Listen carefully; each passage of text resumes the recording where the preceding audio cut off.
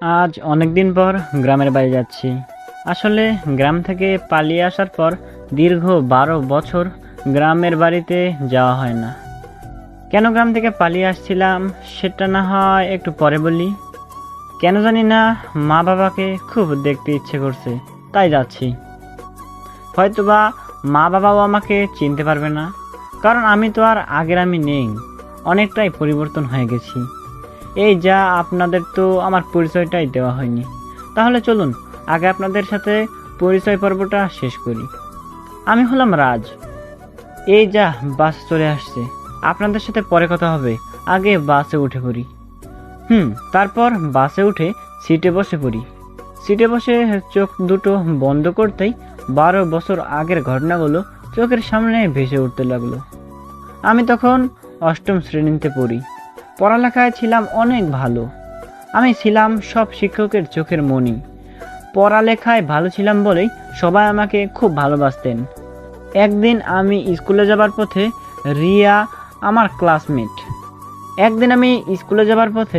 রিয়া আমার ক্লাসমেট আমার পথ আটকায়। এই রাজ, দাঁড়াও। বলো, কি বলবে? না, তেমন কিছু বলবো না, চলো একসাথে স্কুলে যাই। চলো তাহলে। তারপর আমরা দুইজনে চুপচাপ হাঁটতে লাগলাম। আর আমি এমনিতেও মেয়েদের সাথে বেশি কথা বলি না। এই, তুমি চুপ করে আছো কেন? তাহলে কি করব?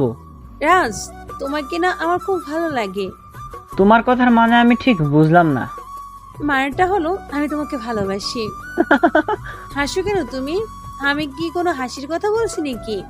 তা না হলে কি, এই আমাদের বয়স কত, হ্যাঁ? আর তাছাড়া ভালোবাসা কি তা তো এখনো বুঝিই না। মানে?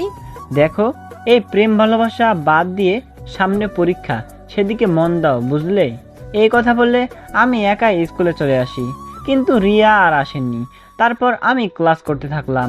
তখন একজন লোক এসে বলে, বাবা নাকি আমাকে তাড়াতাড়ি বাড়িতে যেতে বলেছে। তাই আমি বাড়ির উদ্দেশ্যে রওনা দিলাম। বাড়ি এসে দেখলাম আমাদের বাসায় অনেক মানুষ। আমি ভাবলাম হয়তোবা তারা বাবার কাছে আসছে, কারণ আমার বাবা চেয়ারম্যান ছিলেন।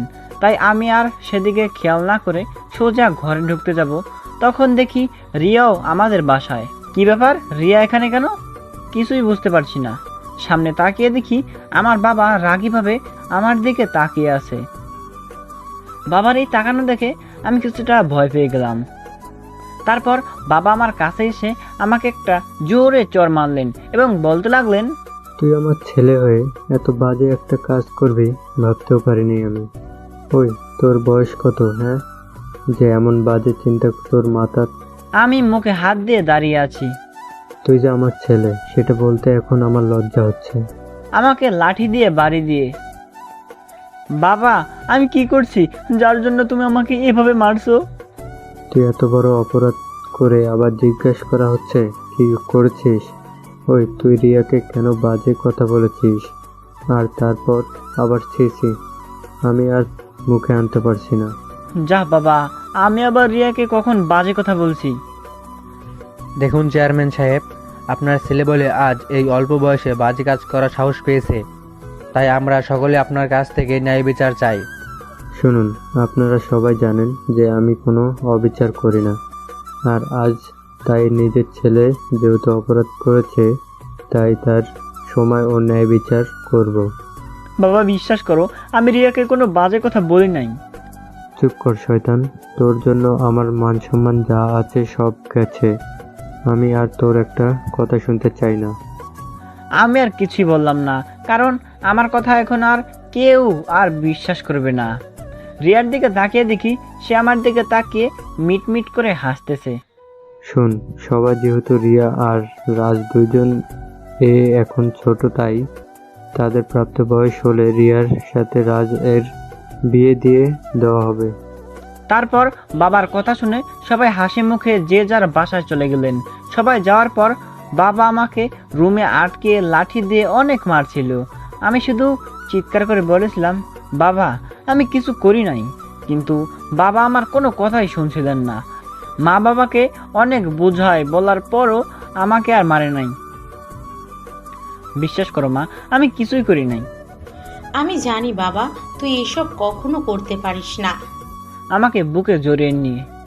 তারপর আমি রাতে ঠিক করলাম আমি আর এই গ্রামে থাকবো না, তাই রাতের আধারে গ্রাম থেকে পালিয়ে যাই। ভাইজান নামবেন না। ও হ্যাঁ, পুরনো কথা ভাবতে ভাবতে কখন চলে আসছি টেরই পাই নাই।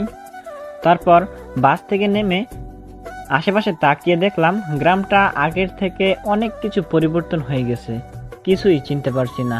তারপর রাস্তা ধরে হাঁটতে লাগলাম।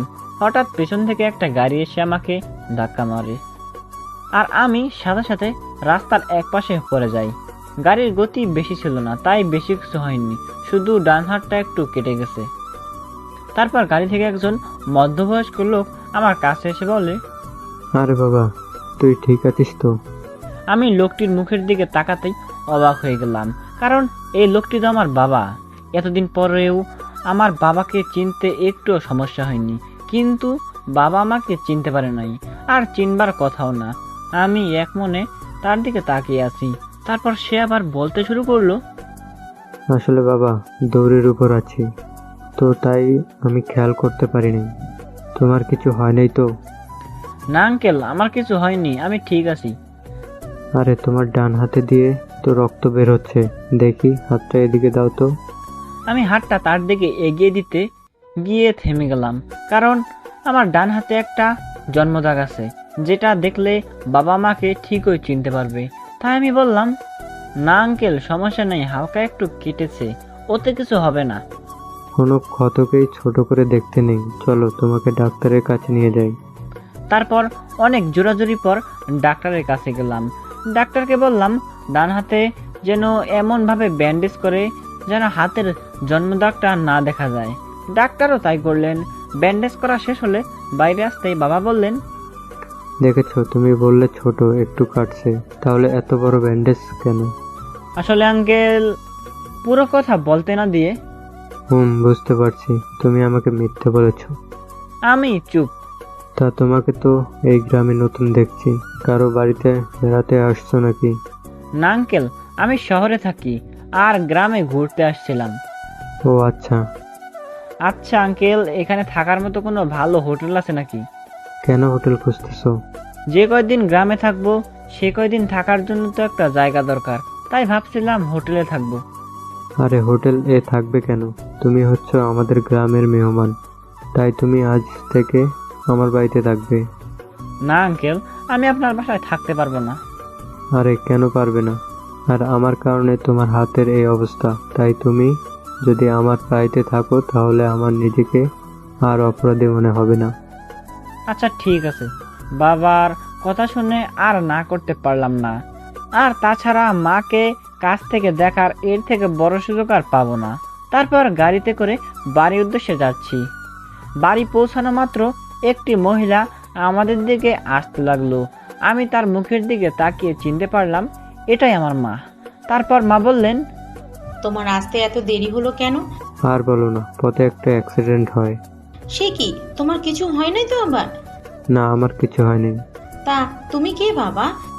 আমার দিকে তাকিয়ে আমি মাকে সালাম করে বললাম, আমাকে সম্পূর্ণ কথা বলতে না দিয়ে বাবা বললেন, আরে এর সাথেই তো আমার গাড়ির ধাক্কা লাগে। তা তোমার নাম কি বাবা? আমার নাম জীবন। মিথ্যা বললাম। দেখলাম মা আমার দিকে এক পলকে তাকিয়ে আছে, কিছুই বলছে না। কি হলো? আরে এভাবে কি ছেলেটাকে বাইরে দাঁড়িয়ে থাকবে নাকি? ভেতরে তো নিয়ে যাবে। ও হ্যাঁ, এসো বাবা, ভিতরে এসো। তা বাবা, তুমি কোথা থেকে আসছো? জি, ঢাকা থেকে। এর আগেও কি কোনোদিন এই গ্রামে আইছিলে নাকি? না, এইবার ওই প্রথম আসলাম। কেন জানি না, তোমাকে দেখে মনে হচ্ছে তুমি আমার আপন কেউ।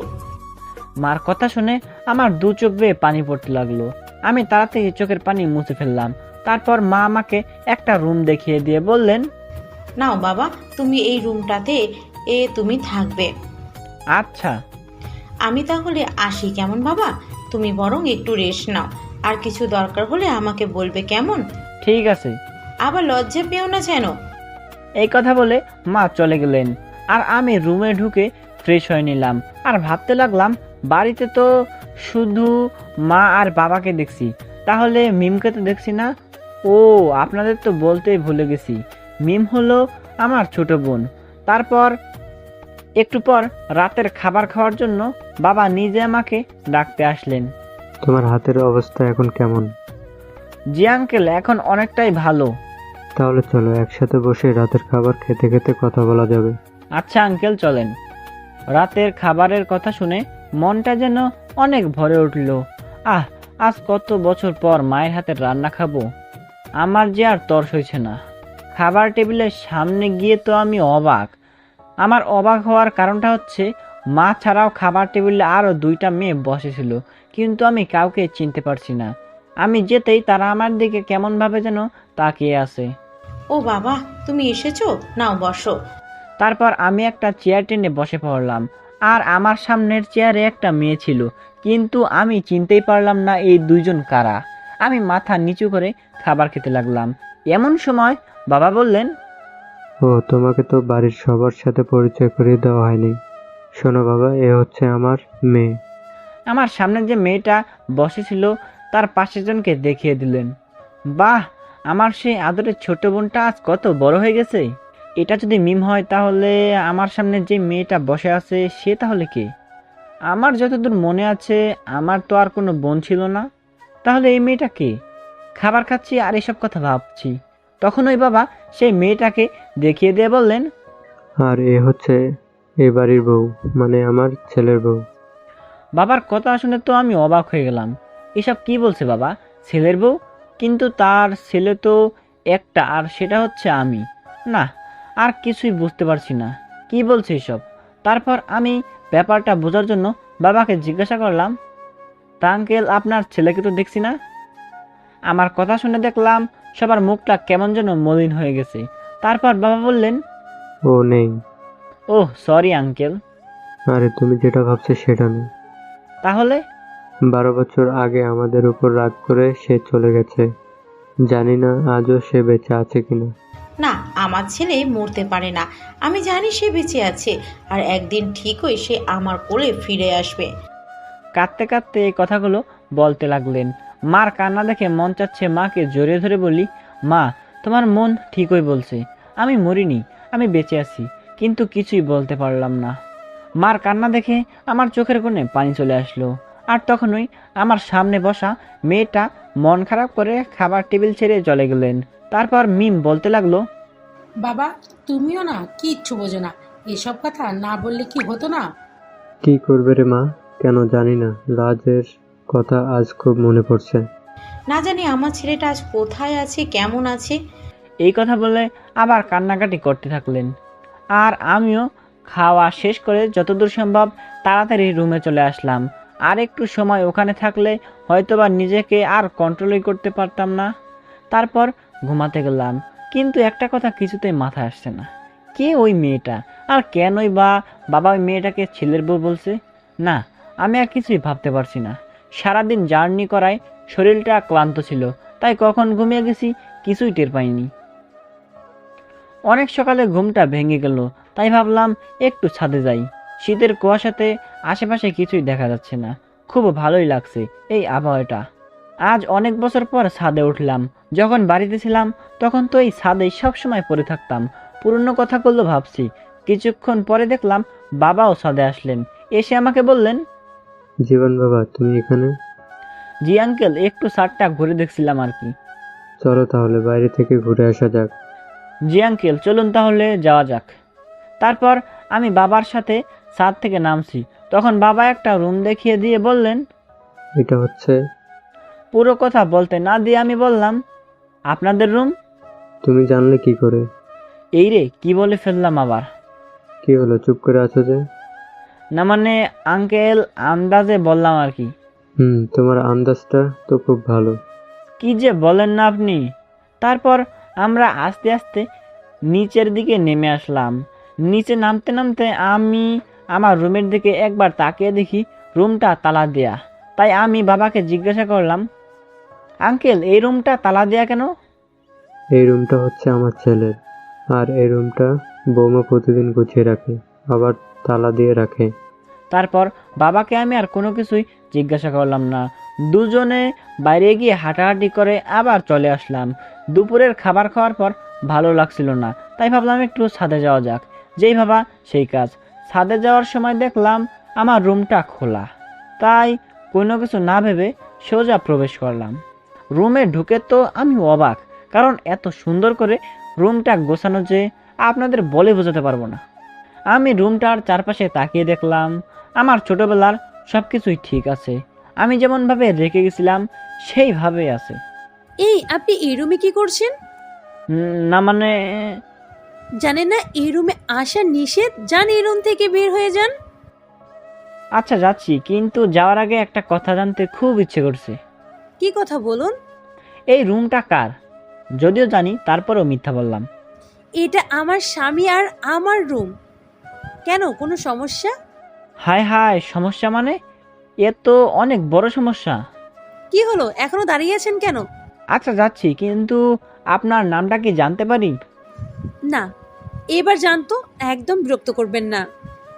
না, আপনার নামটা তো অদ্ভুত। ওটা আমার নাম না।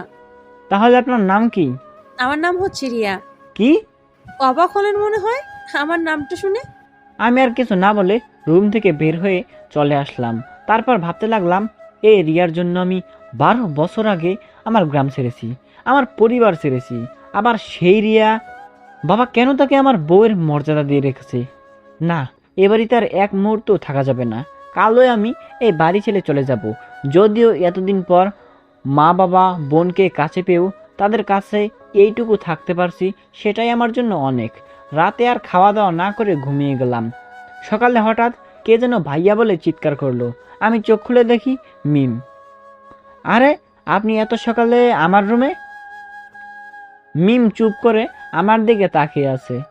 কি হলো, কথা বলছেন না কেন? ভাইয়া, আমাকে জড়িয়ে ধরে। আরে কি করছেন? কে আপনার ভাইয়া? আমি তো জীবন। তুমি আমার সেই হারিয়ে যাওয়া ভাইয়া রাজ। কান্নাকাটি করে বলছে। আরে আপনার কোথাও ভুল হচ্ছে, আমি আপনার ভাই নই। কি, আমি ভুল করছি? তাহলে এই দাগটা কিসের? এই রে, এখন কি বলি? কাল রাতে তো ব্যান্ডেজ করতে ভুলে গেছিলাম। কি হলো বল, চুপ করে আছিস কেন? এটা কেটে যাওয়ার দাগ। না, কেটে যাওয়া দাগ এমন হয় না। আরে হ্যাঁ, ছোটবেলায় আমার কেটে গেছিল, সেই দাগ হবে হয়তো। আচ্ছা, একটু দাঁড়াও। এই কথা বলে চলে গেল। একটু পর হাতে করে কি যেন নিয়ে আসলো, এসেই বলে, এটা কি? আমার ছোটকালের একটা ছবি দেখিয়ে। এমা, এই ছোট ছেলের হাতের দাগের সাথে দেখছি আমার হাতের দাগের মিল আছে। শুধু দাগের মিল না, এই ছবিটাও তোমার? আরে না। আচ্ছা, তুমি আমার মাথায় হাত রেখে সত্যি কথা বলো তো, যে তুমি আমার সেই হারিয়ে যাওয়া ভাই রাজ না? এই রে, এখন আমি কি বলবো কিছুই তো বুঝতে পারছি না। তাই ওর মাথা থেকে হাতটা সরিয়ে নিলাম। কি হলো, কিছু বলছিস না কেন? আমি জানি তুই কিছুই বলতে পারবি না, কারণ তুই আমার সেই ভাই রাজ। হ্যাঁ রে পাগলি, আমি তোর সেই হারিয়ে যাওয়া ভাই। মিমকে জড়িয়ে ধরে কথাটা বললাম। মা বাবা তোমরা কোথায়? এই কি করছিস তুই? মা বাবাকে কেন ডাকছিস? কতদিন পর তোমাকে পেয়েছি, এই খুশির খবরটা মা বাবাকে দিতে হবে না? না, তুই মা বাবাকে, এমনকি কাউকে আমার কথা বলতে পারবি না। আর যদি বলিস তাহলে আমি এখান থেকে চলে যাব, আর কোনোদিনও ফিরে আসবো না। না ভাইয়া না, প্লিজ তুই আর এমন কথা বলিস না। আমি কাউকে বলবো না, কিন্তু তুই আমাদের ছেড়ে কোথাও যাস না। মিমের ডাকাডাকিতে মা বাবা ও রিয়া দৌড় দিয়ে রুমে এসে জিজ্ঞাসা করে, কি হয়েছে রে মিম, এত চিৎকার করলি কেন? দেখো না মা, ভাইয়া বলছে সে নাকি নাস্তা করবে না। কেন বাবা, কি হয়েছে? নাস্তা করবে না কেন? না মানে শরীরটা ভালো লাগছে না। তা বললে কি করে হয় বাবা, রাতেও কিছু খাওনি, এখন কিছু খেয়ে নাও, দেখবে ভালো লাগবে। আচ্ছা আন্টি, আপনারা যান, আমি আসছি। বাবা তাড়াতাড়ি এসো। একথা বলে তারা সবাই চলে গেল, কিন্তু মিম আমার দিকে অবাক দৃষ্টিতে তাকিয়ে আছে। তাই দেখে আমি ওকে বললাম, কিরে এমন করে তাকিয়ে আছিস কেন? ভাইয়া তুই কি, হ্যাঁ, মানে কি বলছিস আবল তাবল? তোর কি কষ্ট হয় না? আমার আবার কিসের কষ্ট হবে? এতগুলো বছর পর মা বাবাকে কাছে পেয়েও তাদেরকে মা বাবা বলে ডাকতে পারিস না, এতে তোর কষ্ট হচ্ছে না? ভাইয়া তুই মা বাবাকে সত্য কথা বলে দে, জানিস মা বাবা তোর জন্য কত কষ্ট পায়। সেই সময় এখনো আসে নাই রে বোন, আসলে বলে দেব। আচ্ছা, তুই তাড়াতাড়ি ফ্রেশ হয়ে আয়। এই কথা বলে মিম চলে গেল, আর আমিও ফ্রেশ হতে চলে গেলাম। তারপর ফ্রেশ হয়ে সকালে নাস্তা করে একটু রেস্ট নিলাম। বিকালে মিম এসে বলে, ভাইয়া চলো আমরা ঘুরতে যাই। কোথায় যাবি? চলো, আমাকে গ্রাম ঘুরিয়ে দেখাও। আচ্ছা চল তাহলে। এই কি করিস? কেন, আমি আবার কি করলাম? হাতের ব্যান্ডেজ কোথায়? এই রে, একদম মনে ছিল না। এই অবস্থায় বাইরে গেলে তো আমি ধরাই পড়ে যেতাম। এখন ব্যান্ডেজটা করে নাও। তারপর মিম এর সাথে গ্রাম ঘুরতে বের হলাম। গ্রামটা আসলে অনেক পরিবর্তন হয়ে গেছে। আচ্ছা মিম, একটা কথা বলবি? কি কথা ভাইয়া? রিয়া কেন আমাদের বাসায়, আর বাবাই বা কেন তাকে আমার বউ বলছে? সে অনেক কথা। তাহলে বল আমাকে। তুমি যেদিন রাতে বাড়ি ছেড়ে চলে গেলে, মা যখন সকালে দেখলো তুমি রুমে নেই, তখন মা চিৎকার দিয়ে আমাদের সবাইকে ডাকে। শোন তাহলে।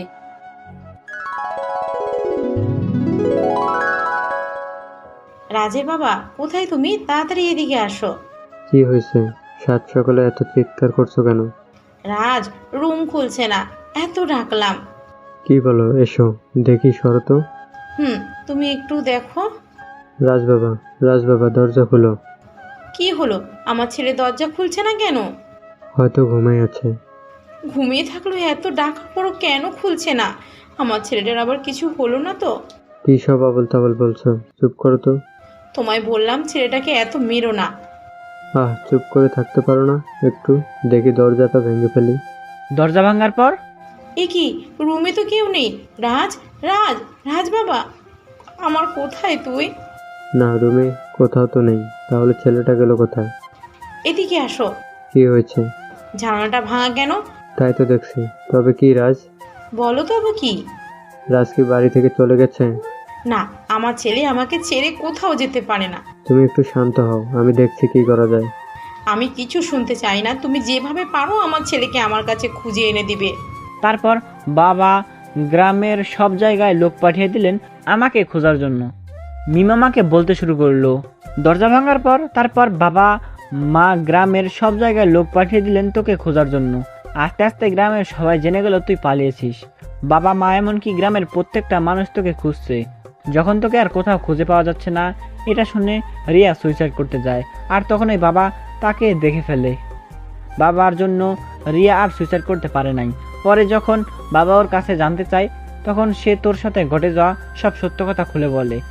এটা শুনে রিয়ার বাবা তো রিয়াকে মারতে থাকেন। তারপর বাবা বললেন, এ কি করছেন আপনি? এসব ওকে মারছেন কেন? চেয়ারম্যান সাহেব, আপনি সরে যান। ওকে তো আমি আজ মেরেই ফেলবো। এমন মেয়ে বেঁচে থাকার কোনো দরকার নাই। আপনি জানেন না রিয়া আমার বাড়ির বউ? তার উপর ওর গায়ে আপনি হাত তুলছেন। একই বলছেন আপনি?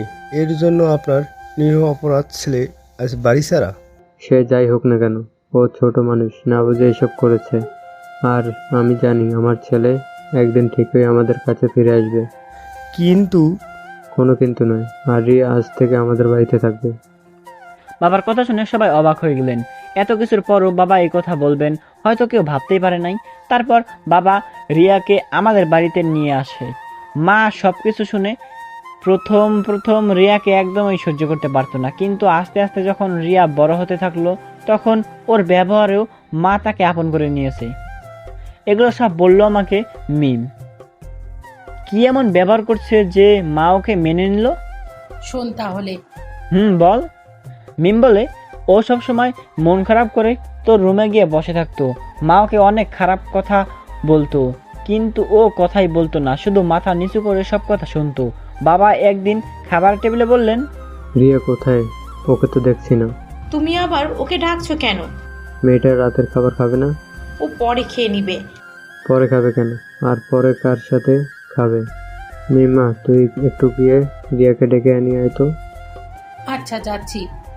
আমি বুঝি না তুমি কেন ওই মেয়েটাকে এত প্রশ্রয় দিচ্ছ, যার জন্য নিজের ছেলে আজ ঘর ছাড়া। দেখো, ও ছোট মানুষ না, বুঝে এসব করছে। আর ও খুব ভালো মেয়ে।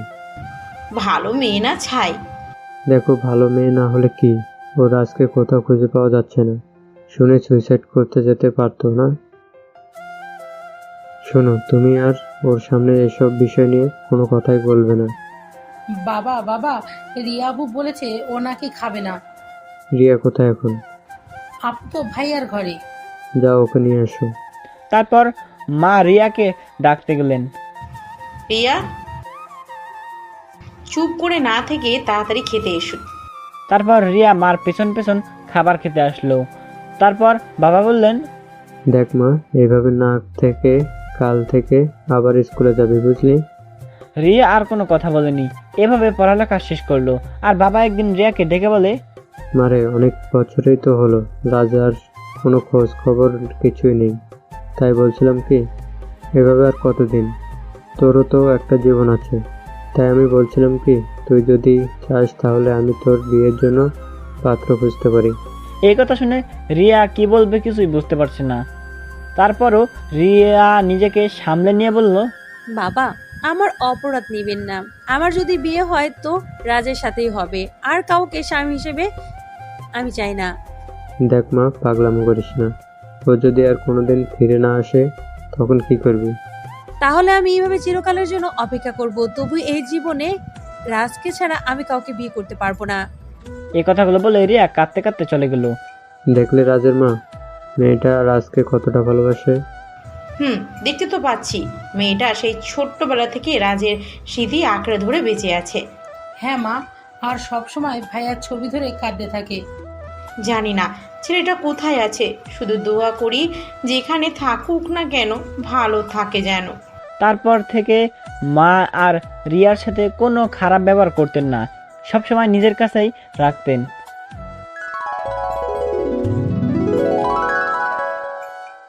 এই ভাইয়া, তোর আবার কি হলো?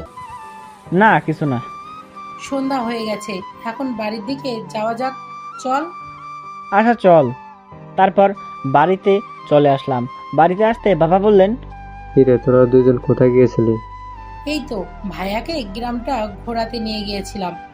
তা ভালো করেছিস। তারপর রুমে গিয়ে ফ্রেশ হয়ে শুয়ে আছি আর ভাবছি এভাবে আর কতদিন এখানে থাকবো। মানুষজন তো খারাপ ভাববে, না আর থাকা যাবে না। যত তাড়াতাড়ি পারা যায় এখান থেকে আমাকে চলে যেতে হবে। রাতে খাবার খাওয়ার সময় আমি বাবাকে বললাম, আঙ্কেল আমি কাল চলে যেতে চাই। সে কি বাবা, আর কটা দিন থেকে যাও। না আঙ্কেল, অনেক দিনই তো থাকলাম। আর কটা দিন থেকে যেতে পারতে বাবা। মা, মন তো চাইছে সারা জীবন তোমাদের সাথে থেকে যাই, কিন্তু আমি যেটা পারবো না। কি হলো বাবা, চুপ করে আছো কেন? না আঙ্কেল, অনেকদিন হয়ে গেল, তাছাড়া ঢাকায় কাজও আছে, সেখান থেকে কল করেছিল, আমায় যেতে হবে। আচ্ছা, দরকার হলে যাও, তবে ছুটি পেলে কিন্তু অবশ্যই আমাদের গ্রামে বেড়াতে আসবে, কেমন? তারপর খাওয়া দাওয়া শেষ করে আমি আমার রুমে চলে গেলাম। একটু পর মিম আসলো, এসে বলতে লাগলো, ভাইয়া তুই সত্যিই আমাদের ছেড়ে চলে যাবি? হ্যাঁ রে বোন, আমাকে যে যেতেই হবে। ভাইয়া তাহলে কি তুই আর আসবি না? কে বলছে রে পাগলি আমি আসবো না? আমি প্রায়ই আসবো। তুই কি বাবা মার ওপর এখনো রেগে আছিস? না রে, রেগে থাকবো কেন? তাহলে ওদেরকে তুই কেন বলছিস না যে তুই আমার সেই হারিয়ে যাওয়া রাজ ভাইয়া? কে বলেছে বলবো না? বলবো তো, এর পরের বার আসলে ঠিকই বলে দেবো, কেমন? তারপর মিমকে বিদায় দিলাম। সকালে চলে যেতে হবে এটা ভেবে রাতে ঠিকমতো ঘুমাতে পারছি না। মনের ভিতর যেন একটা ঝড় বয়ে যাচ্ছে। কয়েকদিন এখানে কাটানোর সময়গুলো ভাবতে লাগলাম। এসব ভাবতে ভাবতে কখন ঘুমিয়ে গেছি কিছুই মনে নেই। সকালে ঘুম থেকে উঠে হালকা নাস্তা করে রওনা দিলাম। মা আমি যাই, ভালো থাকবেন, আসসালামু আলাইকুম। যাই বলতে নি বাবা, বলো আসি। মা আমি এখন আসি। চোখের কোণে পানি চলে আসলো। চলো, আমি তোমাকে বাস স্ট্যান্ড পর্যন্ত এগিয়ে দিয়ে আসি। না আঙ্কেল, আমি একাই যেতে পারবো। আরে চলো তো, আর কোনো কথা নয়। পাগলি বোন আমার, এবার আসি আমি, কেমন? আর ভালোভাবে পড়ালেখা করিস। ভাইয়া তুমি আবার এসো কিন্তু। আসবো তো। তারপর বাবা মাকে বাস স্ট্যান্ড পর্যন্ত এগিয়ে দিতে আসলেন। আমি বাসের টিকিট সংগ্রহ করে বাবাকে বিদায় দিয়ে বাসে উঠতে যাব। তখন দেখলাম বাবা রাস্তা পার হচ্ছে এবং একটা গাড়ি চলে আসলো।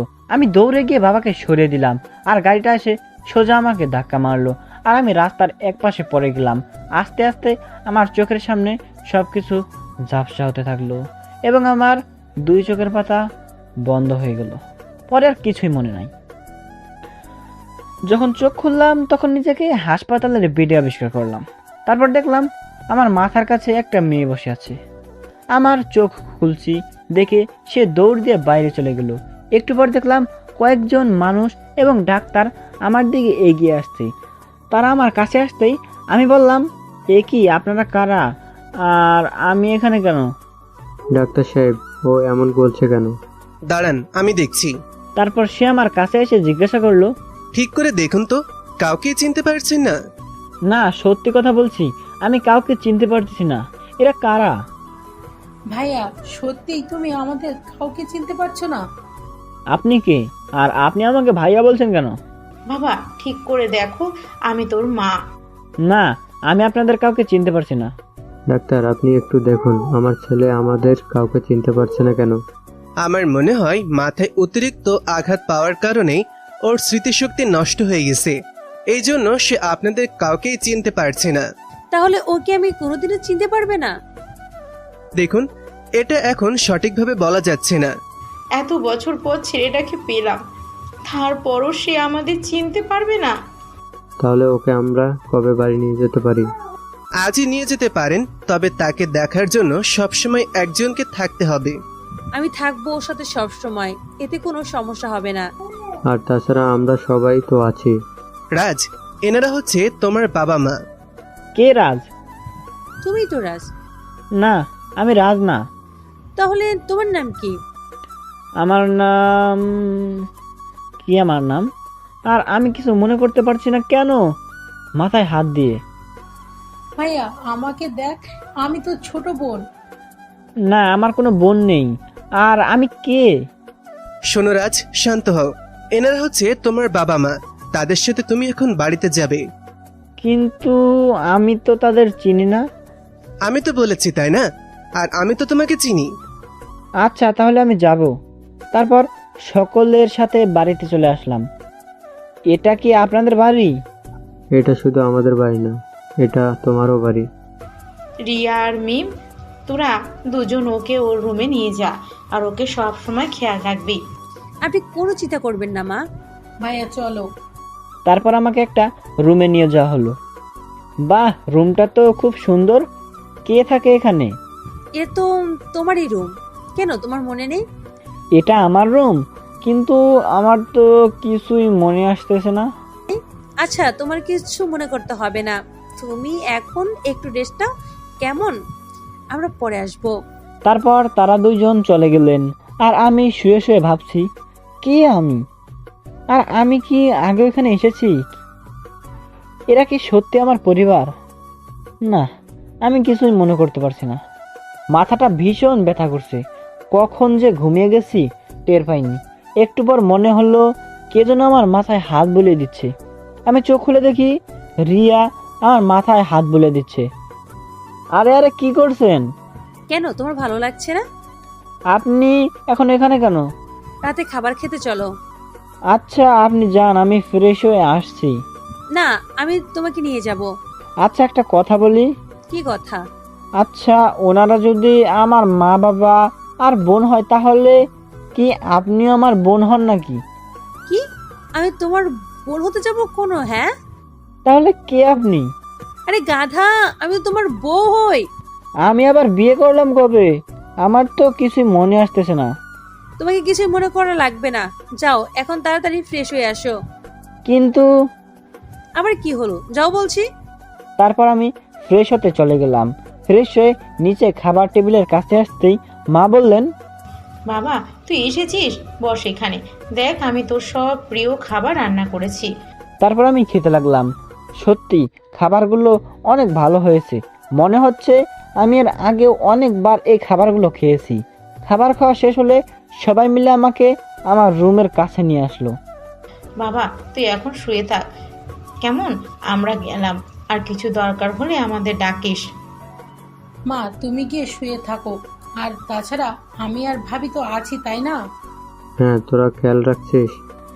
এই বলে বাবা মা চলে যেতে লাগলেন।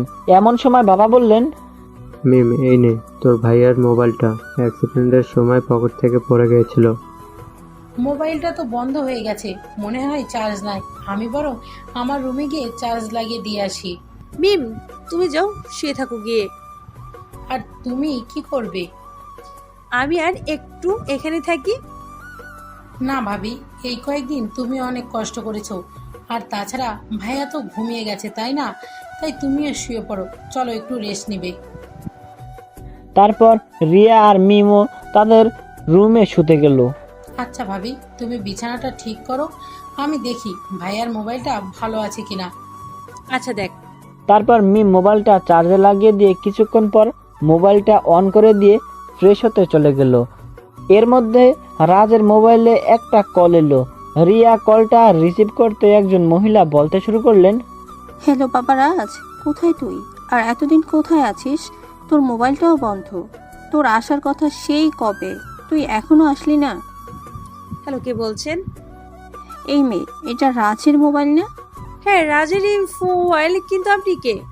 রাজের মোবাইল তোমার কাছে কেন? কে তুমি, আর রাজ কোথায়? আমি রাজের বউ হই, কিন্তু আপনি কি বলছেন? কি, রাজ বিয়ে করছে কবে? সেটা আপনাকে বলতে যাব কেন? আর আপনি কে? আমি রাজের মা বলছি, তুমি রাজকে ফোনটা দাও। কি, আপনি রাজের মা? এই মেয়ে, বেশি কথা না বলে তুমি রাজকে ফোনটা দাও। রাজ খুব অসুস্থ, তাই ঘুমাচ্ছে। কি হয়েছে আমার ছেলের? অ্যাক্সিডেন্ট হয়েছিল। কি বলছো তুমি এসব? আমার ছেলে এখন কেমন আছে? আর তোমাদের বাসার ঠিকানা আমাকে দাও। রিয়া ভাবছে সে কি মহিলাটাকে বাসার ঠিকানা দিবে কি দিবে না। তারপর সে কি মনে করে ঠিকানাটা দিয়ে দিল। আচ্ছা নিন। আমি কাল সকালেই আসছি। তারপর রিয়া মোবাইল হাতে নিয়ে দাঁড়িয়ে আছে। এমন সময় মিম এসে বললে, আরে ভাবি, তুমি মোবাইল নিয়ে দাঁড়িয়ে আছো যে? না, এমনি একজন মহিলা ফোন দিয়েছে। কি বললো সে? বলো সে নাকি রাজের মা হয়। কি?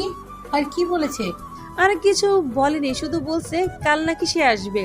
আচ্ছা, এসব নিয়ে না ভেবে শুয়ে পড়ো। সকালে আমি ঘুমিয়ে আছি, এমন সময় কপালে কারো ঠোঁটের স্পর্শ পেলাম এবং সাথে সাথে আমার ঘুম ভেঙে গেল। আমি চোখ খুলে দেখি রিয়া আমার দিকে তাকিয়ে আছে। আরে আপনি এত সকালে? কেন, আমি কি আসতে পারি না? না, ঠিক তা নয় কিন্তু। কিন্তু কি হয়? না, কিছু না। কিছু না মানে? বলো, বলছি, কি বলতে চাচ্ছিলে? না, আমার কাছে মনে হলো আপনি আমাকে। আমি তোমাকে কি আর তুমি আমাকে এত আপনি আপনি বলছো কেন? তাহলে আপনাকে কি বলবো? কেন তুমি করে বলবে, বুঝলে? আর এখন বলো, কি বলতে চেয়েছিলে? আচ্ছা, কি আচ্ছা? এখন বলো। আমার কাছে মনে হলো তুমি আমাকে পুরো কথা বলার আগে। ভাইয়া, ভাবি, মা তোমাদের দুজনকে ডাকছে, তাড়াতাড়ি নিচে আসো। তারপর আমি ফ্রেশ হয়ে নিচে নামলাম। দেখলাম সবাই নাস্তা নিয়ে আমার জন্য বসে আছে। আমরা সবাই নাস্তা করছিলাম। এমন সময় বাড়ির সামনে 5-6টা গাড়ি এসে থামলো। কে এলো আবার এত গাড়ি নিয়ে? তুমি কি একটু দেখো কে আছে? যাচ্ছি। এদিকে গাড়ি আসা দেখে রিয়ার কাল রাতেই সেই মহিলার কথা মনে পড়ে গেল। ঠিক তখনই একটা মাঝবয়সী মহিলা রাজের নাম ধরে চিৎকার করতে করতে বাড়ির ভিতরে প্রবেশ করলো। অপরিচিত মহিলার মুখে রাজের নাম শুনে সবাই খাবার টেবিল থেকে উঠে দাঁড়ালো। আর আমি তখনও খাবার খাচ্ছি। আর মহিলা সোজা এসে আমাকে জড়িয়ে ধরে বলে, বাবা, তুই আমাকে ছেড়ে এতদিন এখানে আছিস কেমন করে? হ্যাঁ, আরে আপনি কে? কি পাগলের মতো কথা বলছিস? আমি তোর মা, আর তুই কিনা আমাকে চিনতে পারছিস না? আপনিও আমার মা হন? কি বলছিস তুই এসব? আপনি মানে কি? ওনারা নাকি আমার মা বাবা হয়। কি বলছিস তুই এসব পাগলের মতো? বুঝতে পারছি তুই একা একা বিয়ে করছিস শুনে আমি যাতে রাগ না করি তাই আমাকে না চেনার অভিনয় করছিস। না, বিশ্বাস করুন, আমি সত্যি আপনাকে চিনতে পারছি না। এই কথা শুনে মহিলাটি কাঁদতে শুরু করলেন। আমি আপনার সাথে একটু কথা বলতে চাই। রিয়া মা, তুই রাজকে নিয়ে ঘরে যা। হ্যাঁ বলুন, আর আপনারা কি বলবেন আমি জানি। না, আপনি কিছুই জানেন না। আপনি এটাই বলবেন যে আপনারাই রিয়ার বাবা মা, এই তো? না, আমরা রিয়ার বাবা মা না, আমরা রাজের বাবা মা। আচ্ছা, তাহলে আপনাকে সব খুলে বলি। বলুন। আসলে প্রথমে রাজ আপনাকে চিনতে পারছে না, কারণ রাজের স্মৃতি নষ্ট হয়ে গেছে। কি? হ্যাঁ, এই কারণে হয়তো সে আপনাকে চিনতে পারেনি। আমি জানতাম আমার ছেলের কিছু একটা হয়েছে, না হলে সে কি করে তার মাকে ভুলে থাকতে পারে? হ্যাঁ। আর আপনারা রাজের বাবা মা হন কি করে? তাহলে শুনুন। তারপর বাবা রাজের ছোটবেলার পালিয়ে যাওয়ার সব ঘটনা খুলে বলল। আপনি রাজকে কোথায় পেয়েছিলেন? সব শুনে মহিলাটি বললেন, আমি একদিন গাড়িতে করে যাচ্ছিলাম, হঠাৎ আমার গাড়ির সাথে রাজের ধাক্কা লাগে। গাড়ির গতি বেশি ছিল না, তাই ওর বেশি কিছু হয়নি, শুধু ওর পায়ে আঘাত পাইছিল। পরে ওকে আমি হাসপাতালে নিয়ে চিকিৎসা করাই।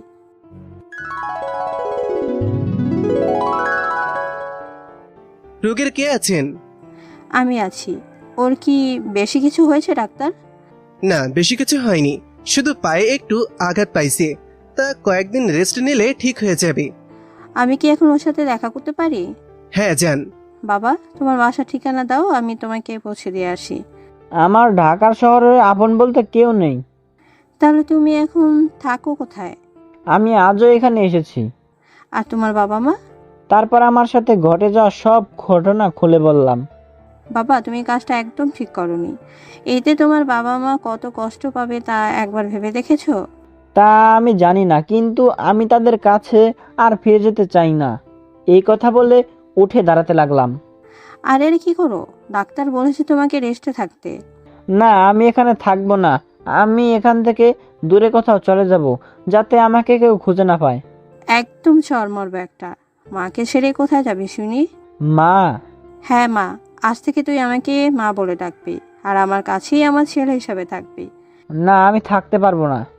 কেন পারবি না শুনি? আর যদি কখনো তোর নিজের পরিবারের কথা মনে পড়ে, তখন আমরা দুজন মিলে না হয় দেখে আসবো তাদের। কিন্তু কোনো কিন্তু না।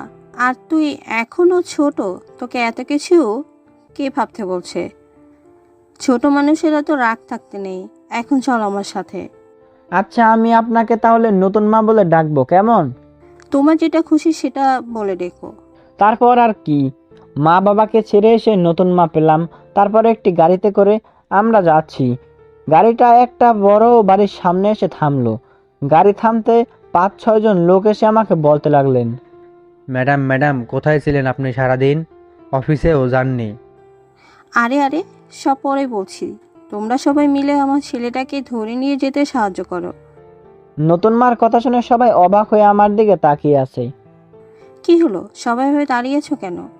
তারপর সবাই মিলে আমাকে ধরে নিয়ে একটা রুমের ভেতরে নিয়ে গেল। তারপর নতুন মা আমার কাছে এসে বলে, আজ থেকে এটা তোর রুম। আমি চুপ। কিরে, চুপ করে আছিস কেন? রুমটা পছন্দ হয় নাই? না হলে বল, অন্য রুম নিয়ে যাই। না, পছন্দ হবে না কেন? খুব পছন্দ হয়েছে। তাহলে কাঁদছিস কেন? তুমি এত ভালো কেন নতুন মা? অপরিচিত এক ছেলেকে নিজের সন্তানের অধিকার দিলে। দূর বোকা, এখন এই পৃথিবীতে আমার বেঁচে থাকার একমাত্র তুই সম্বল। তুই এখন একটু রেস্ট নে, আর কিছু দরকার হলে আমাকে ডাক দিস, কেমন? এ কথা বলে নতুন মা চলে গেলেন। আর আমিও শুয়ে শুয়ে ভাবছি, কি এই পৃথিবীর নিয়ম, বোঝা খুব কষ্ট। মা বাবা আর ছোট বোনটার জন্য মনটা খুব কাঁদছে, কিন্তু আমি আর তাদের কাছে ফিরে যেতে চাই না। যদি কখনো বড় হই তাহলে তাদের দেখতে যাব, যাতে কেউ আমাকে তখন চিনতে না পারে। এই সব কথা ভাবতে ভাবতে কখন যে ঘুমিয়ে গেছি টেরই পাইনি। সকালে নতুন মা নিজে এসে আমার ঘুম ভাঙায়। আচ্ছা বাবা, কথায় কথায় তো তোর নামটাই জানা হলো না। কি নাম তোর? মা বাবা তো রাজ নাম দিছিল, এখন তুমি কোনো নতুন নাম দাও। না, আমার ছেলের নাম রাজি থাকবে। আচ্ছা। বলছিলাম কি, চল তোর দেশে যাই। তোর বাবা মা তোকে না পেয়ে কষ্ট পাবে। নতুন মা, তুমি যদি আর একবার এই কথা বলো, আমি কিন্তু এখান থেকে কেন, এই পৃথিবী ছেড়ে চলে যাব। বেশি বড় হয়ে গেছিস না? আর যদি বাজে কথা বলতে দেখি তাহলে কিন্তু। নতুন মা আর কিছুই বলতে পারলেন না, শুধু আমাকে ধরে কাঁদতে লাগলেন। তোর পায়ের ব্যথা কমছে বাবা? এখন অনেকটা কম। তুই বস, আমি তোর জন্য খাবার নিয়ে আসি। তারপর নতুন মা খাবার আনতে গেলেন। আমি আস্তে আস্তে নিচের দিকে যাচ্ছি। বাহ, বাড়িটা তো অনেক বড়, রাতে তো টেরই পাই নাই। এরপরে নতুন মা আমাকে স্কুলে ভর্তি করে দেয়। আমি পড়ালেখা শেষ করি। এই ছিল আমার ছোটকালের ঘটনা। এখন বর্তমানে ফিরা যাক।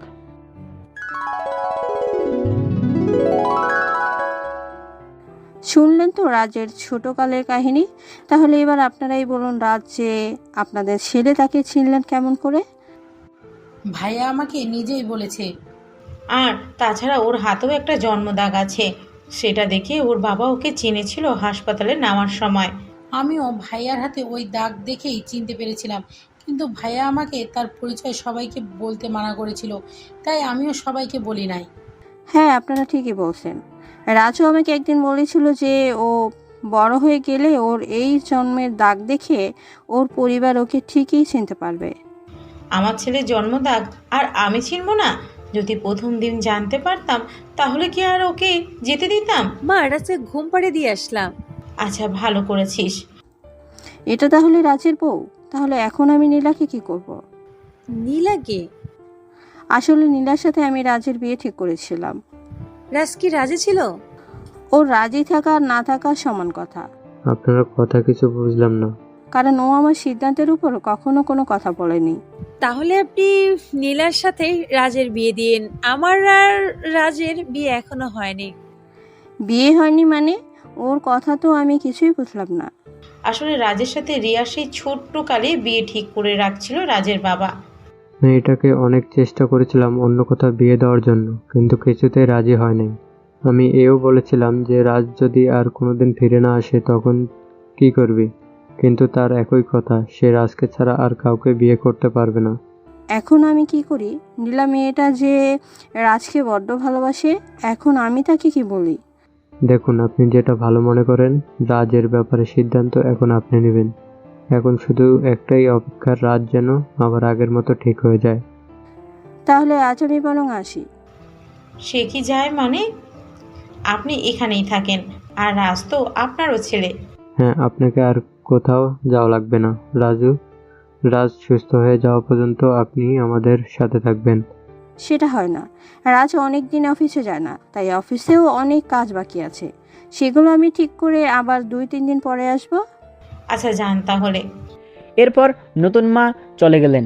ভাবি, তুমি কাঁদছো? ভাবি, আমি সবই বুঝতে পারছি তোমার ওপর দিয়ে এখন কি যাচ্ছে। রিয়া আর কোনো কথা না বলে মিমকে জড়িয়ে ধরে কাঁদতে লাগলো। প্লিজ ভাবি, তুমি কেঁদো না।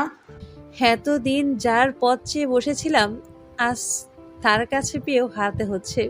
আমি বেঁচে থাকতে রাজকে অন্যের হতে দেখতে পারবো না। ভাবি, আজে বাজে কথা বলো না। দেখবে আল্লাহ যা করে তা ভালোর জন্যই করে। আর অন্যদিকে নতুন মা নীলাকে রাজের সম্পর্কে সব কথাই খুলে বলে, কিন্তু সেও রাজকে ছাড়তে চায় না। তারও একটাই কথা, সে জীবন থাকতে রাজকে হারাতে পারবে না এবং খুব জিদ ধরে রাজকে সে ঢাকায় এনে চিকিৎসা করাবে। পরের দিনই নীলা আর নতুন মা দুজনে রাজের কাছে চলে আসে। বাড়ির ভিতরে ঢুকতেই রাজ, রাজ, কোথায় তুমি? নীলার চিৎকার শুনে সবাই বাহিরে চলে আসে। আরে, আপনি আসছেন, আসুন। আমরা সকালেও আপনার কথা ভাবছি। আমরা এখানে বসতে আসিনি, আমি রাজকে নিতে আসছি। নীলা, কি বেয়াদবি হচ্ছে? এরাই রাজের আসল বাবা মা। আমি সেটা জানতে চাই না। আমার জন্য রাজের মা শুধু আপনি। মা, তুমি এখানে এসে বসো, আমি রাজকে ডেকে আনছি। আসলে ও এখনো ঘুমিয়ে আছে। না, আপনাকে কষ্ট করতে হবে না। আপনি আমাকে রাজের কাছে নিয়ে চলুন। আচ্ছা, ওকে রাজের রুমে নিয়ে যাও। আসলে কিছু মনে করবেন না, ও একটু রাগী। আচ্ছা মা, তুমি আসো আমার সাথে, আমি তোমাকে রাজের কাছে নিয়ে যাচ্ছি। নীলা মার পেছন পেছন রাজের রুমের দিকে যায়। রুমে প্রবেশ করতেই দেখে রিয়া রাজের মাথার কাছে বসে আছে। এটা দেখে নীলা রেগে গেল। এই মেয়ে, তুমি কে? আর রাজের কাছে কি করছো? কথা বলছো না কেন? আপনি কে? আর আমাকে এই কথাগুলো বলছেন কেন? আমি নীলা, রাজের হবু বউ। আপনি নীলা? হ্যাঁ। এত সময় নীলা আর রিয়ার কথা শুনে রাজের ঘুম ভেঙে যায়। আপনি কে আর ওর সাথে এভাবে কথা বলছেন কেন?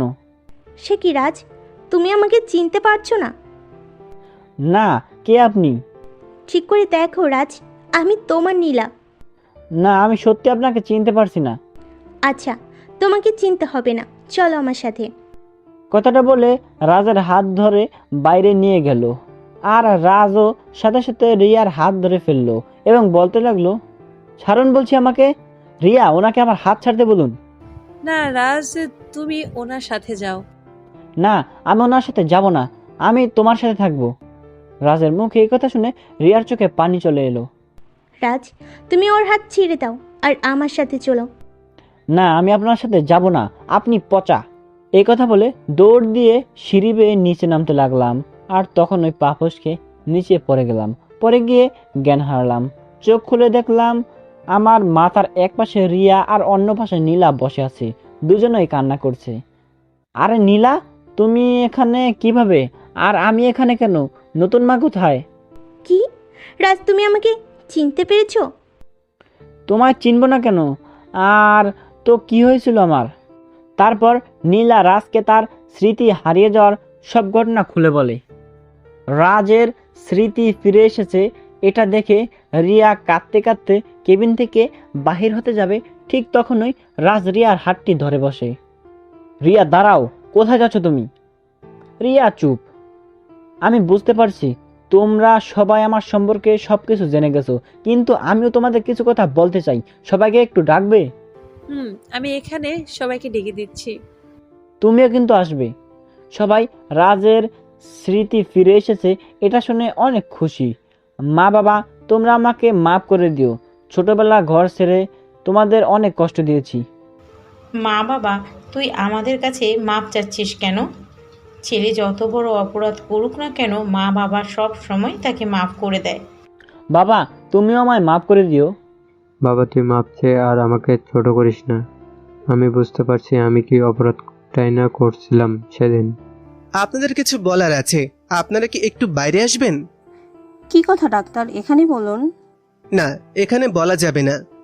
ডাক্তার সাহেব, আপনাকে আর কিছু বলতে হবে না, আমি সবাইকে সত্যটা বলছি। তার মানে আপনি সবটাই আগে থেকে জানতেন? হ্যাঁ ডাক্তার। কি কথা ডাক্তার, আর আপনারা এসব কি বলছেন? ওনার মুখ থেকে শুনুন। কি কথা বাবা, বলো। নতুন মা, তুমি আমাকে মাফ করে দিও। আমি তোমার কাছ থেকে জীবনও কোনো কথা লুকাই নাই, কিন্তু এই কথাটা তোমাকে আর বলতে পারি নাই। কি কথা বাবা, বলো আমাদের। ডাক্তার, আপনিই বলুন কি কথা। আসলে আমি বুঝতে পারছি না এমন একটা কথা নিজের মুখে বলা কতটা কষ্টের, তাই আমি বলে দিচ্ছি। রাজ আর এই পৃথিবীতে কয়েকদিনের অতিথি মাত্র। মানে? হ্যাঁ, আমি ঠিকই বলছি, ওনার ক্যান্সার হয়েছে। ডাক্তার, আপনার কথা ভুল হচ্ছে। দেখুন, যেটা সত্য আমি সেটাই বলেছি। উনি এখন লাস্ট স্টেজে আছে, হয়তোবা আর কয়েকদিন বাঁচতে পারবে তা কেউ বলতে পারে না। এই কথা বলে ডাক্তার চলে গেলেন। বাবা বল না, ডাক্তার যা বলছে সব মিথ্যে বলছে। হ্যাঁ বাবা, বল না, ডাক্তার যা বলছে সবই মিথ্যা। বাবা, তুমি তো একটু সবাইকে বোঝাও, সবাই কাঁদলে যে আমার খুব কষ্ট হয়। ভাইয়া রে, তুই বলিস মা বাবাকে তোর পরিচয় দেওয়ার পর তুই আর আমাদের ছেড়ে কোথাও যাবি না, তাহলে এই কি হয়ে গেল রে ভাইয়া? লক্ষ্মী বোন আমার, একদম কাঁদে না। দেখ, এখন তো মা বাবাকে তোকে দেখে রাখতে হবে। তুই মনে করিস তোর ভাইকে আর কোনো দিনও খুঁজে পাসনি? কি করে মনে করবো রে ভাইয়া, তুই বলে দে, আমি যে পারবো না। বোন আমার, একদম কাঁদে না। তুই কাঁদলে যে আমার কষ্ট হয়। নীলা, রিয়া, তোমরা একটু আমার কাছে আসবে? তারপর তারা দুজন রাজের দুপাশে কাঁদতে কাঁদতে বসলো। দেখো রিয়া, আমি সবই শুনেছি। তুমি ছোটকাল থেকে আমার জন্য অপেক্ষা করছো, কিন্তু দেখো আমি এক হতভাগা। আমার কারণে তোমার জীবনটা নষ্ট হয়ে গেল। প্লিজ তুমি এমনটা বলো না। আমার জন্য তোমার জীবনটা নষ্ট হয়ে গেছে, তুমি আমায় মাফ করে দাও। দেখবে তুমিও একদিন ঠিক হয়ে যাবে, তোমার কিছু হবে না। আরে আমি তো তোমাকে সেই কবে মাফ করে দিছি। নীলা, তুমি আমাকে মাফ করে দিও। তোমার কথাগুলো আমি রাখতে পারলাম না। তুমি প্লিজ এসব বলো না, আমি তোমাকে বিদেশে নিয়ে চিকিৎসা করাবো। দূর পাগলি, দেখলে না ডাক্তার কি বললো? আমি ডাক্তারের কথা বিশ্বাস করি না।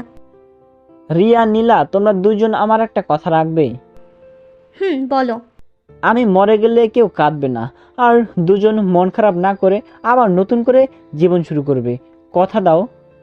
দুজনেই চুপ করে, কারো মুখে কোনো কথা নাই, শুধু কাঁদছে। মা, বাবা, তোমরা আমার নতুন মাকে একটু দেখে রেখো। আমি ছাড়া তো আমার নতুন মার আর কেউ ছিল না এই পৃথিবীতে। আর এখন দেখো, আমিও তাকে ছেড়ে চলে যাচ্ছি। এখন যে তার আর কেউ থাকলো না। বাবা, তোর কিছু হবে না। আমি তোকে পৃথিবীর সেরা ডাক্তার দেখাবো। তোকে সুস্থ করার জন্য আমি সব করতে পারি। আমার কি ভাগ্য, এতদিন পর সবাইকে পেয়েও তাদের হারাতে হচ্ছে। হয়তো আল্লাহ এমনটাই চেয়েছিলেন। আর কিছু বলতে যাব তখনই আর কোনো কথাই বলতে পারলাম না। ডাক্তার ডাক্তার তাড়াতাড়ি আসুন, দেখুন আমার ছেলেটা যেন কেমন করছে। ও মাই গড, দেখি আপনার সবাই বাইরে যান। তারপর রাজকে অপারেশন থিয়েটারে নিয়ে যাওয়া হলো। প্রায় 1-2 ঘন্টা পর ডাক্তার অপারেশন থিয়েটার থেকে বের হয়ে আসলো, কিন্তু তার মুখে কোনো হাসি নেই। ডাক্তার বের হবার সাথে সাথেই সবাই তাকে জিজ্ঞাসা করলো, ডাক্তার রাজ কেমন আছে? সরি, রাজকে আমরা বাঁচাতে পারিনি। রাজ আর এই দুনিয়াতে নেই। হ্যাঁ, রাজ মারা গেছে। রাজও সবকিছুর মায়া ত্যাগ করে এই পৃথিবী ছেড়ে চলে গেছে না ফেরার দেশে, যেখানে কেউ গেলে আর কোনো দিনও ফিরে আসে না। সমাপ্ত। গল্প শেষ হয়েও হলো না শেষ, কারণ সব গল্পর সমাপ্ত হয় না। কিছু কিছু জীবনের গল্প অসমাপ্তই রয়ে যায়। তো বন্ধুরা, গল্পটা আপনাদের কাছে কেমন লাগলো? গল্পটা খুবই হৃদয় বিদায়ক গল্প ছিল। আর হ্যাঁ, আমি এই চ্যানেলে সবসময় regular love story, sad story, সব ধরনের স্টোরি পোস্ট করে থাকি। তো আপনারা যারা যারা স্টোরি লাভার আছেন অবশ্যই সাবস্ক্রাইব করবেন। ভিডিও ভালো লাগলে অবশ্যই লাইক দেন, আর কমেন্টে জানিয়ে দেন কী টাইপের গল্প আপনারা পছন্দ করেন। আমি সেই টাইপের গল্পই আপনাদের সামনে উপস্থাপন করব। তো আপনারা সবাই ভালো থাকবেন, সুস্থ থাকবেন। আল্লাহ হাফেজ।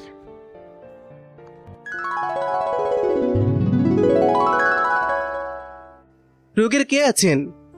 আমি আছি। ওর কি বেশি কিছু হয়েছে ডাক্তার? না, বেশি কিছু হয়নি, শুধু পায়ে একটু আঘাত পাইছে। তা কয়েকদিন রেস্ট নিলে ঠিক হয়ে যাবে। আমি কি এখন ওর সাথে দেখা করতে পারি? হ্যাঁ, যান। বাবা, তোমার বাসার ঠিকানা দাও, আমি তোমাকে পৌঁছে দিয়ে আসি। আমার ঢাকার শহরে আপন বলতে কেউ নেই। তাহলে তুমি এখন থাকো কোথায়? আমি আজও এখানে এসেছি। আর তোমার বাবা মা? তারপর আমার সাথে ঘটে যাওয়া সব ঘটনা খুলে বললাম। বাবা, তুমি কাজটা একদম ঠিক করোনি। এতে তোমার বাবা মা কত কষ্ট পাবে তা একবার ভেবে দেখেছো? তা আমি জানি না, কিন্তু আমি তাদের কাছে আর ফিরে যেতে চাই না। এই কথা বলে উঠে দাঁড়াতে লাগলাম। আরে আরে, কি করো? ডাক্তার বলেছে তোমাকে রেস্টে থাকতে। না, আমি এখানে থাকবো না। আমি এখান থেকে দূরে কোথাও চলে যাব, যাতে আমাকে কেউ খুঁজে না পায়। একদম চরমরবে একটা। মাকে ছেড়ে কোথায় যাবি শুনি? মা? হ্যাঁ মা, আজ থেকে তুই আমাকে মা বলে ডাকবি, আর আমার কাছেই আমার ছেলে হিসাবে থাকবি। না, আমি থাকতে পারবো না। কেন পারবি না শুনি? আজ যদি কখনো তোর নিজের পরিবারের কথা মনে পড়ে, তখন আমরা দুজন মিলে না হয় দেখে আসবো তাদের। কিন্তু কোনো কিন্তু না। আর তুই এখনো ছোট, তোকে এত কিছু কে ভাবতে বলছে? ছোট মানুষেরা তো রাগ থাকতে নেই। এখন চল আমার সাথে। আচ্ছা, আমি আপনাকে তাহলে নতুন মা বলে ডাকবো, কেমন? তোমার যেটা খুশি সেটা বলে ডেকো। তারপর আর কি, মা বাবাকে ছেড়ে এসে নতুন মা পেলাম। তারপর একটি গাড়িতে করে আমরা যাচ্ছি। গাড়িটা একটা বড় বাড়ির সামনে এসে থামলো। গাড়ি থামতে 5-6 জন লোক এসে আমাকে বলতে লাগলেন, ম্যাডাম ম্যাডাম, কোথায় ছিলেন আপনি সারাদিন? অফিসেও যাননি? আরে আরে, সব পরে বলছি। তোমরা সবাই মিলে আমার ছেলেটাকে ধরে নিয়ে যেতে সাহায্য করো। নতুন মার কথা শুনে সবাই অবাক হয়ে আমার দিকে তাকিয়ে আছে। কি হলো, সবাই ভাবে দাঁড়িয়েছো কেন? তারপর সবাই মিলে আমাকে ধরে নিয়ে একটা রুমের ভেতরে নিয়ে গেল। তারপর নতুন মা আমার কাছে এসে বলে, আজ থেকে এটা তোর রুম। আমি চুপ। কিরে, চুপ করে আছিস কেন? রুমটা পছন্দ হয় নাই? না হলে বল, অন্য রুম নিয়ে যাই। না, পছন্দ হবে না কেন? খুব পছন্দ হয়েছে। তাহলে কাঁদছিস কেন? তুমি এত ভালো কেন নতুন মা? অপরিচিত এক ছেলেকে নিজের সন্তানের অধিকার দিলে।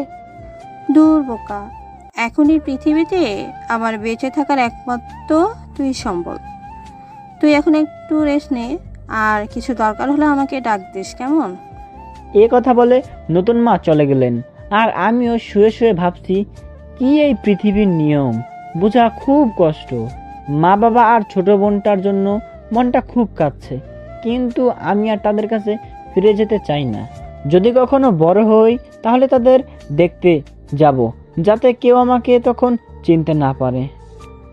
এই সব কথা ভাবতে ভাবতে কখন যে ঘুমিয়ে গেছি টেরই পাইনি। সকালে নতুন মা নিজে এসে আমার ঘুম ভাঙায়।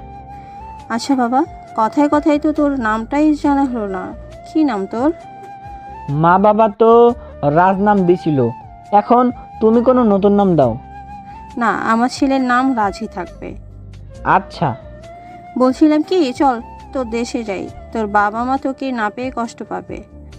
নতুন মা, তুমি যদি আর একবার এই কথা বলো, আমি কিন্তু এখান থেকে কেন এই পৃথিবী ছেড়ে চলে যাব। বেশি বড় হয়ে গেছিস না? আর যদি বাজে কথা বলতে দেখি তাহলে কিন্তু। নতুন মা আর কিছুই বলতে পারলেন না, শুধু আমাকে ধরে কাঁদতে লাগবেন। তোর পায়ের ব্যথা কমছে বাবা? এখন অনেকটা কম। তুই বস, আমি তোর জন্য খাবার নিয়ে আসি। তারপর নতুন মা খাবার আনতে গেলেন। আমি আস্তে আস্তে নিচের দিকে যাচ্ছি। বাহ, বাড়িটা তো অনেক বড়, রাতে তো টেরই পাই নাই। এরপরে নতুন মা আমাকে স্কুলে ভর্তি করে দেয়। আমি পড়ালেখা শেষ করি। এই ছিল আমার ছোটকালের ঘটনা। এখন বর্তমানে ফিরা যাক।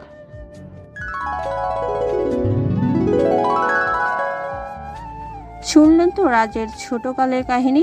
তাহলে এবার আপনারাই বলুন, রাজ যে আপনাদের ছেলে, তাকে চিনলেন কেমন করে? ভাইয়া আমাকে নিজেই বলেছে। আর তাছাড়া ওর হাতেও একটা জন্মদাগ আছে, সেটা দেখে ওর বাবা ওকে চিনেছিল হাসপাতালে নামার সময়। আমিও ভাইয়ার হাতে ওই দাগ দেখেই চিনতে পেরেছিলাম, কিন্তু ভাইয়া আমাকে তার পরিচয় সবাইকে বলতে মানা করেছিল, তাই আমিও সবাইকে বলি নাই। হ্যাঁ, আপনারা ঠিকই বলছেন। রাজু আমাকে একদিন বলেছিল যে ও বড় হয়ে গেলে ওর এই জন্মের দাগ দেখে ওর পরিবার ওকে ঠিকই চিনতে পারবে। আমার ছেলের জন্মদাগ আর আমি চিনব না? যদি প্রথম দিন জানতে পারতাম তাহলে কি আর ওকে যেতে দিতাম? মা, রাজকে ঘুম পাড়িয়ে দিয়ে আসলাম। আচ্ছা, ভালো করেছিস। এটা তাহলে রাজের বউ? তাহলে এখন আমি নীলাকে কি করব? নীলাকে? আসলে নীলার সাথে আমি রাজের বিয়ে ঠিক করেছিলাম। রাজ কি রাজি ছিল? ওর রাজি থাকা আর না থাকা সমান কথা। আপনার কথা কিছু বুঝলাম না। কারণ ও আমার সিদ্ধান্তের উপর কখনো কোনো কথা বলেনি। তাহলে আপনি নীলার সাথে রাজের বিয়ে দিন।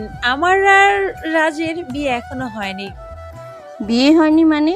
ওর কথা তো আমি কিছুই বুঝলাম না। আসলে রাজের সাথে রিয়া সেই ছোট্ট কালে বিয়ে ঠিক করে রাখছিল রাজের বাবা। মেয়েটাকে অনেক চেষ্টা করেছিলাম অন্য কোথাও বিয়ে দেওয়ার জন্য, কিন্তু কিছুতেই রাজি হয়নি। আমি এও বলেছিলাম যে রাজ যদি আর কোনোদিন ফিরে না আসে তখন কি করবি, কিন্তু তার একই কথা, সে রাজকে ছাড়া আর কাউকে বিয়ে করতে পারবে না। এখন আমি কি করি? নীলা মেয়েটা যে রাজকে বড্ড ভালোবাসে, এখন আমি তাকে কি বলি? দেখুন, আপনি যেটা ভালো মনে করেন। রাজের ব্যাপারে সিদ্ধান্ত এখন আপনি নেবেন।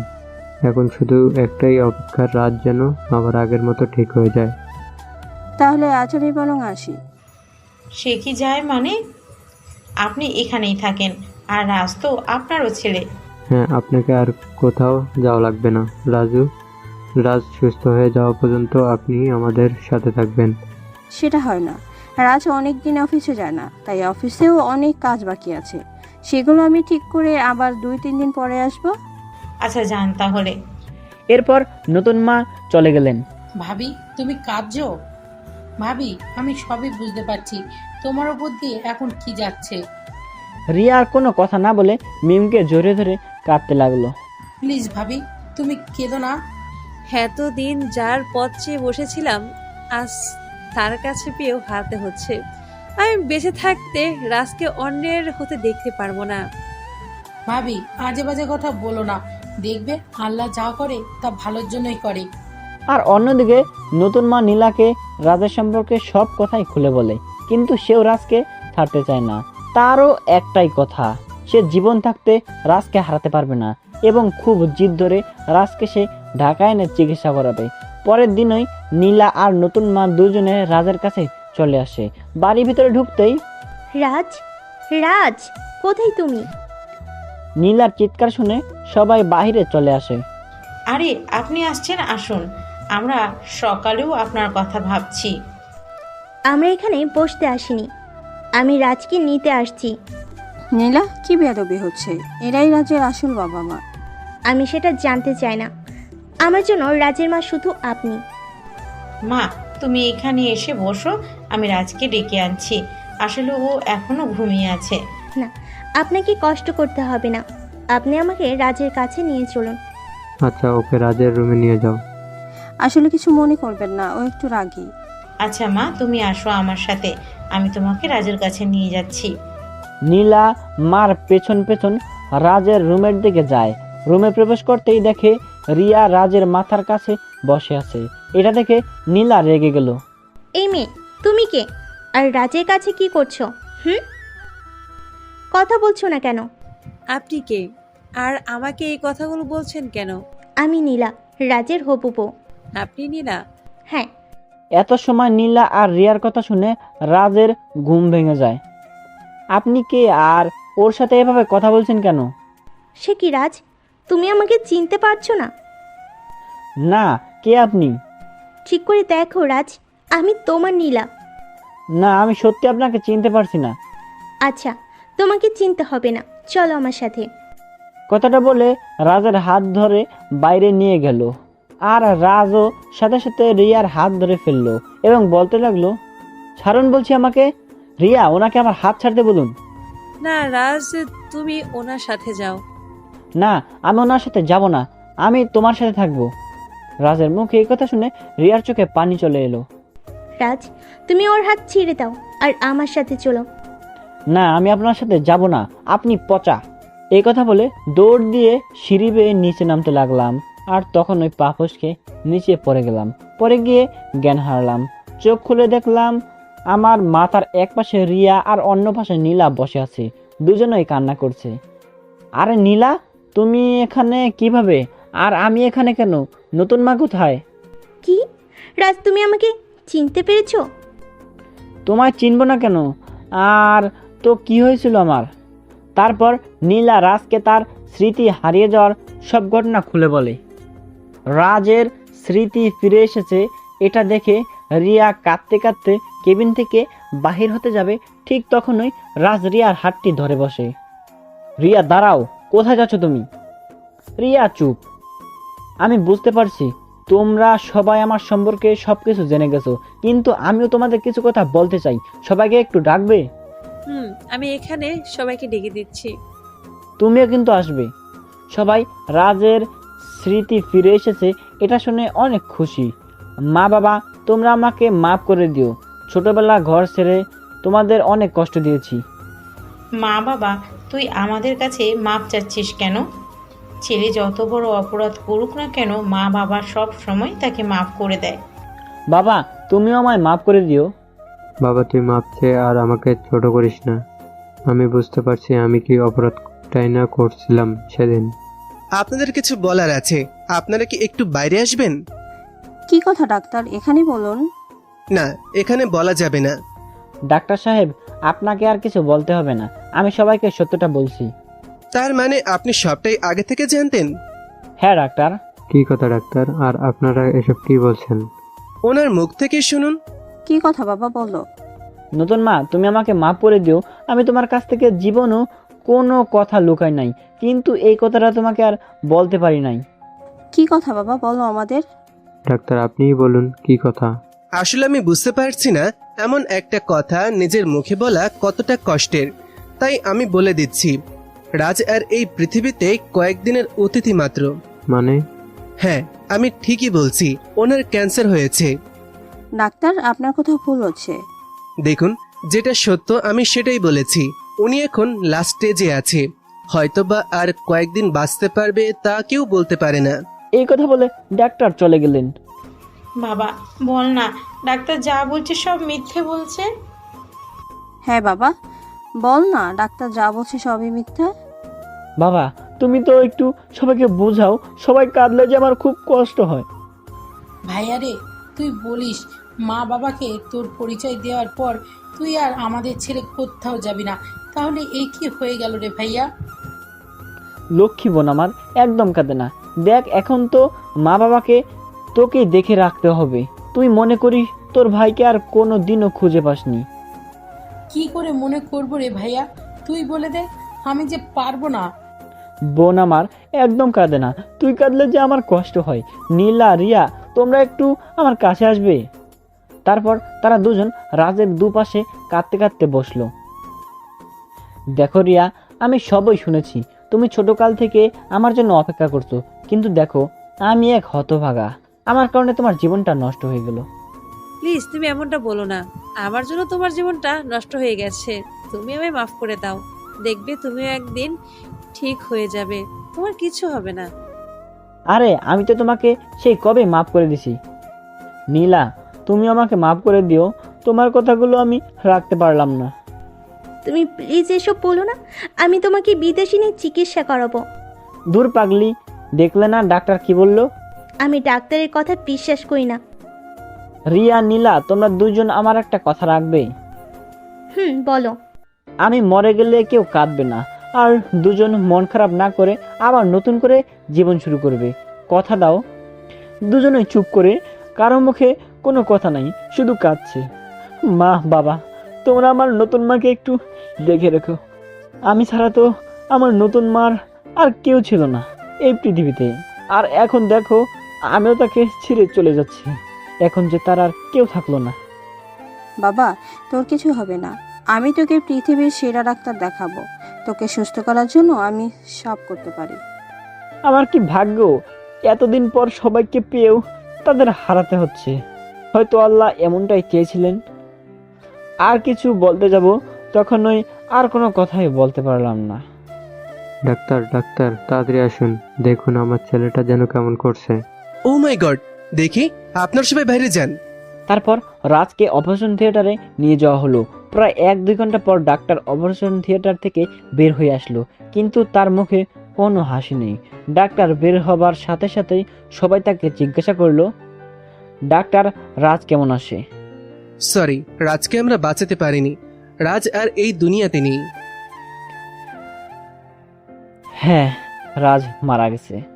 রাজও সবকিছুর মায়া ত্যাগ করে এই পৃথিবী ছেড়ে চলে গেছে না ফেরার দেশে, যেখানে কেউ গেলে আর কোনো দিনও ফিরে আসে না। সমাপ্ত। গল্প শেষ হয়েও হলো না শেষ, কারণ সব গল্প সমাপ্ত হয় না। কিছু কিছু জীবনের গল্প অসমাপ্তই রয়ে যায়। তো বন্ধুরা, গল্পটা আপনাদের কাছে কেমন লাগলো? গল্পটা খুবই হৃদয় বিদায়ক গল্প ছিল। আর হ্যাঁ, আমি এই চ্যানেলে সবসময় regular love story, sad story, সব ধরনের স্টোরি পোস্ট করে থাকি। তো আপনারা যারা যারা স্টোরি লাভার আছেন অবশ্যই সাবস্ক্রাইব করবেন। ভিডিও ভালো লাগলে অবশ্যই লাইক দেন, আর কমেন্টে জানিয়ে দেন কী টাইপের গল্প আপনারা পছন্দ করেন। আমি সেই টাইপের গল্পই আপনাদের সামনে উপস্থাপন করব। তো আপনারা সবাই ভালো থাকবেন, সুস্থ থাকবেন। আল্লাহ হাফেজ।